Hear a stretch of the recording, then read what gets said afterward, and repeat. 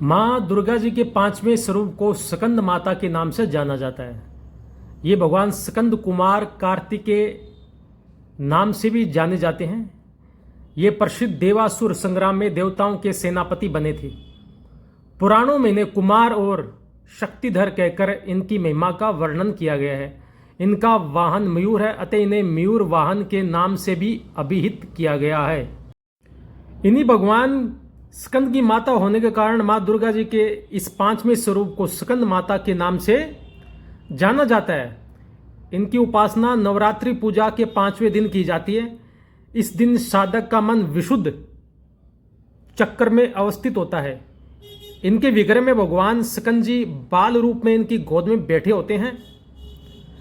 स्कंद मातृ स्वरूपणी देवी की 4 भुजाएं हैं। ये दाहिनी तरफ की ओर ऊपर वाली भुजा से भगवान स्कंद को गोद में पकड़े हुए हैं और दाहिनी तरफ नीचे वाली भुजा जो ऊपर की ओर उठी हुई है उसमें कमल पुष्प है।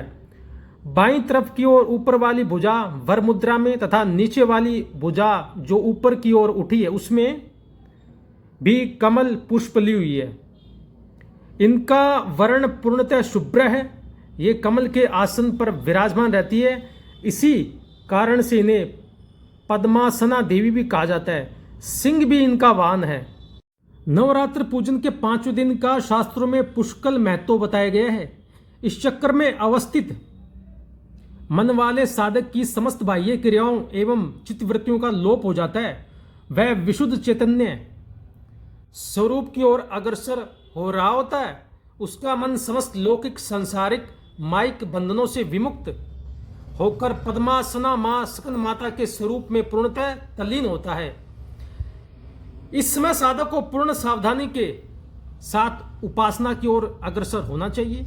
उसे अपनी समस्त ध्यान वृत्तियों को एकाग्र रखते हुए साधना के पथ पर आगे बढ़ना चाहिए।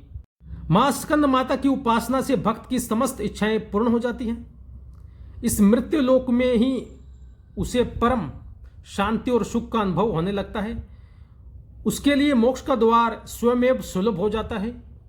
स्कंद माता की उपासना से बाल रूप स्कंद भगवान की उपासना भी स्वयं हो जाती है। यह विशेषता केवल इन्हीं को प्राप्त है। अतः साधक को स्कंद माता की उपासना की ओर विशेष ध्यान देना चाहिए। सूर्यमंडल की अधिष्ठात्री देवी होने के कारण इनका उपासक अलौकिक तेज एवं कांति से संपन्न हो जाता है। एक अलौकिक प्रभामंडल अदृश्य भाव से सदैव उसके चतुर्दिक परिव्याप्त रहता है। यह प्रभामंडल प्रतिक्षण उसके योगक्षेम का निर्वहन करता रहता है। अतः हमें एकाग्र भाव से मन को पवित्र रखकर माँ की शरण में आने का प्रयत्न करना चाहिए। इस घोर भवसागर के दुखों से मुक्ति पाकर मोक्ष का मार्ग सुलभ बनाने का इससे उत्तम उपाय दूसरा नहीं है। तो बहुत से बहन भाई पूछते हैं इस पुस्तक का नाम क्या है। नवदुर्गा है ये हैं, आपको गीता प्रेस से मिल जाएगी। मैं फिर बता रहा हूँ, इस पुस्तक का नाम नवदुर्गा है, गीता प्रेस से आपको मिल जाएगी।